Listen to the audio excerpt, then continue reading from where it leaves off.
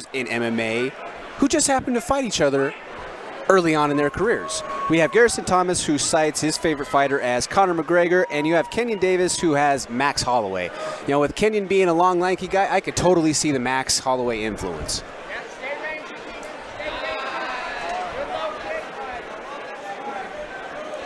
A lot of side-to-side movement right away from Kenyon Davis.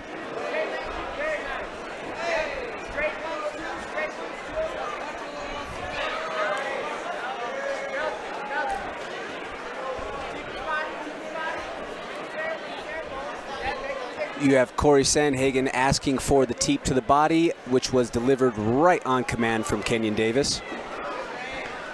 But standing tough in the pocket, you have Garrison Thomas cracking right back.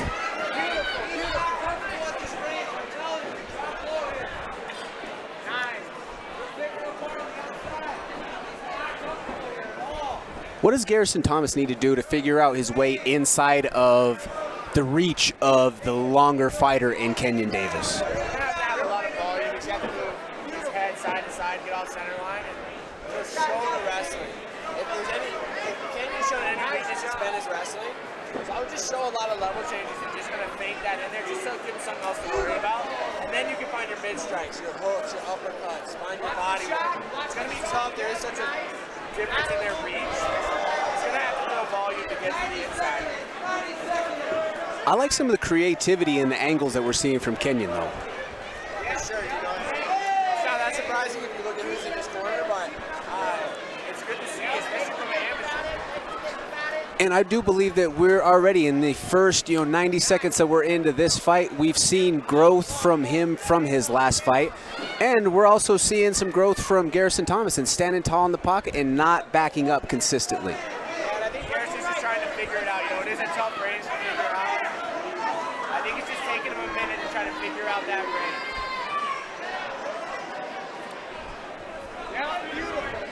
range. Little snap jab right there from Kenyon Davis finds his mark, but the return shot from Garrison Thomas also lands.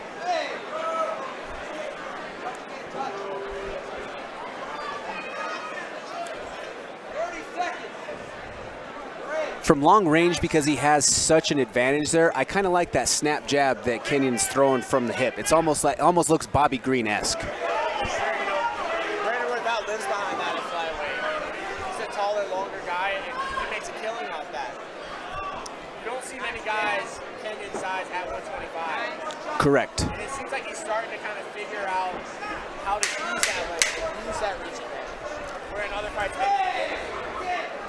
and I think that's just the product of what you see when you have a kid who's young, who trains with a bunch of high-quality guys, and when your pops is one of the big dogs for one of the biggest teams in the world, that definitely has to help on the one, just the ability to have high-level instruction, high-level training partners, facilities, so on and so forth. But overall, a good round for both guys, I would say. What do you have to offer there, Josh? No, both guys are looking really good, and it's just showing how the level of MMA every day is just getting better and better. We've seen with the first couple fights, even these fights, they're low-level amateurs, but they have so much skill, and this is just the evolution of where MMA is going to be. Imagine where it's going to be 10 years from now, what we're going to see. I am lucky that I don't have to be the guy getting locked in there in 10 years from these kids who are out there just pulling off ridiculous things in gyms all across the world right now. I'm retiring. Josh makes that joke on our radio show every single week. Folks out there in the Denver metro area, tune into us at 98.1 FM, Mile High Sports Radio for the MMA plug. But yeah, we talk about that all the time. This next generation, Josh says, I want to get in and get out before they start coming after me.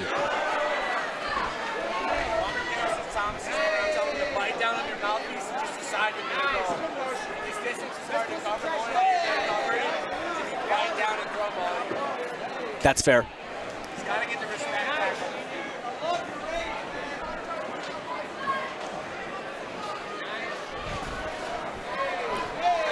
One thing that we do know about Garrison Thomas, though, is he's not afraid to stand and bang.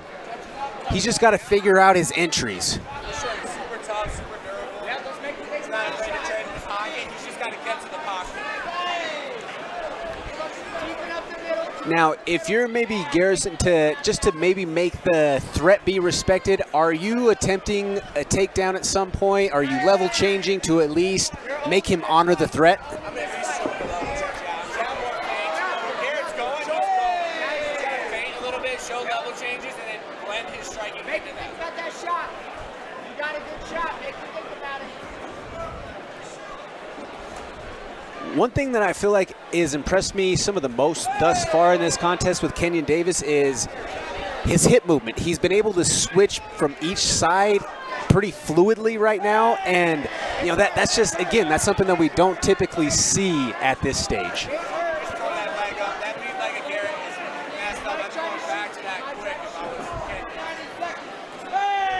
Yep, just on command right there.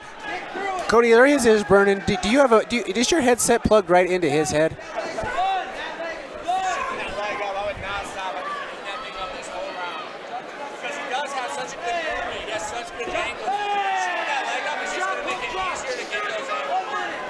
And you have to wonder if we're eventually going to see Garrison Thomas switch stances, because that leg just continues to have more and more of a reaction when it's struck upon.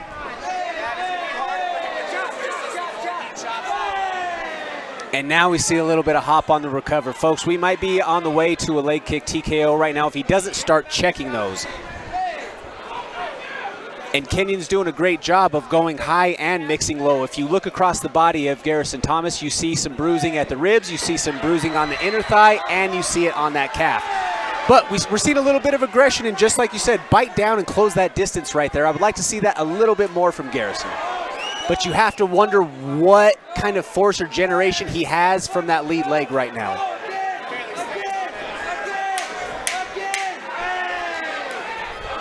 We got short time right now here in the second round.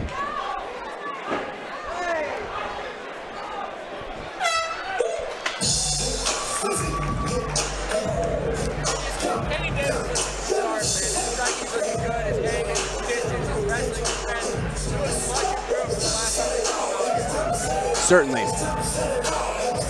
He just looks more confident in general. He just looks a little bit more sure of himself.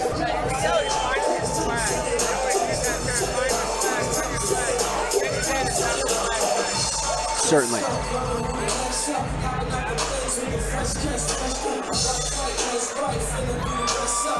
Now, if you're Corey or Justin Wetzel, what are you telling KEYNAN right now?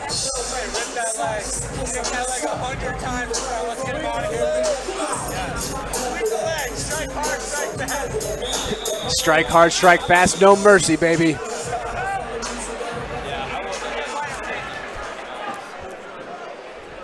He's limping off the stool. And here we go for the third.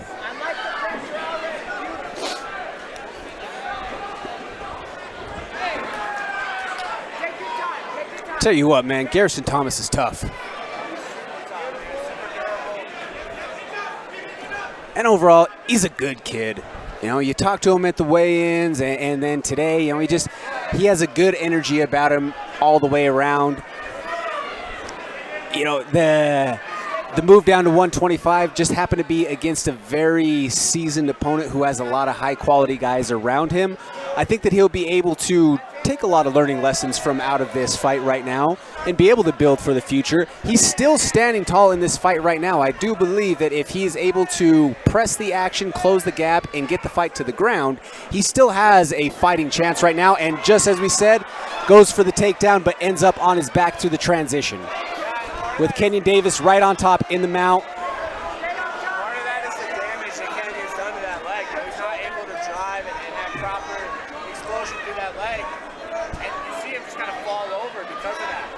I would have liked to see KEYNAN on the feet, hit him with the old Dustin Jacoby, look low, throw the rear high kick. I think they might have had some success with that. Well, that's high praise right there.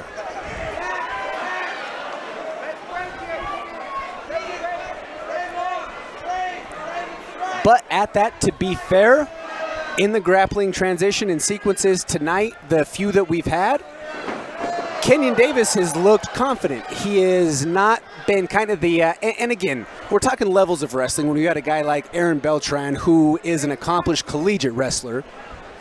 But right now, we see Kenyon land the takedown. Yeah, and Aaron Beltran's in the top 5% of all MMA fighters with his wrestling.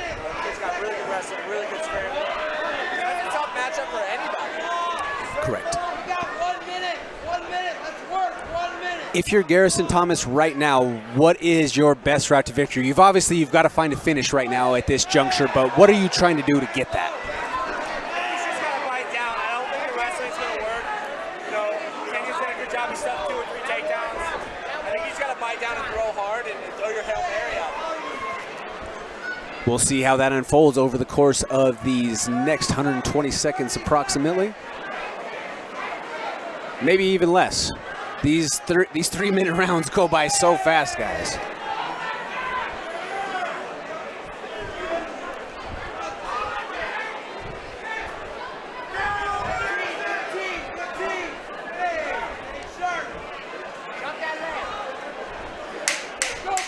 Way deeper in the round than I thought as far as that time. That was a gross misestimation by my end right there, so I do apologize. We are coming to the final close of this 3rd round, and a late flurry by Garrison Thomas right there. Hey, hats off to Garrison. That kid stood tall. He held his ground the entire time and took a little bit of a beating, but kept on moving throughout the entirety of the fight. For Kenyon Davis, what a just tremendous sight of growth and evolution to his game from just the last time we saw him 3 short months ago.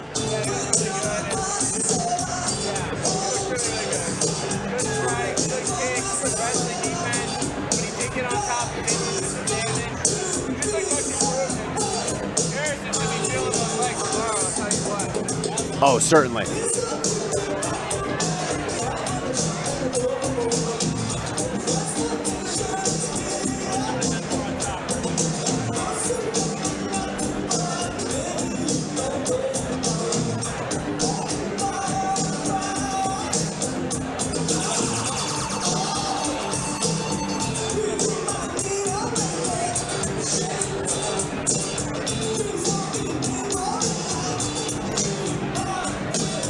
And as we are waiting the official decision from our cage side judges to be handed to our Octagon announcer in Aaron Varau, I want to throw another quick couple of shout outs to our sponsors out there. Thank you to Leafy Things, Cube 3, Costa Films, as well as Black Guardian Kettle Labs.